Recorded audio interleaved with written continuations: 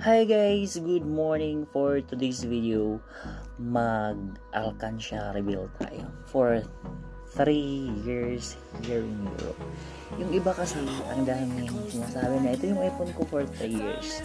Pero sa akin guys, is different. I-reveal na natin kung magkano yung ating ipon challenge.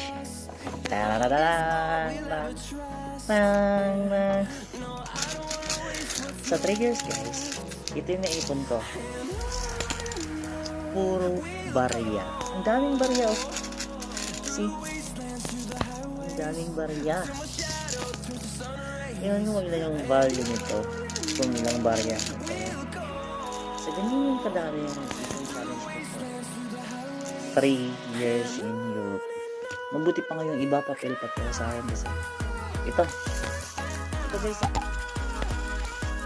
5 cents, 1 cents, 2 cents, and may mangilan-ngilan na 10 cents.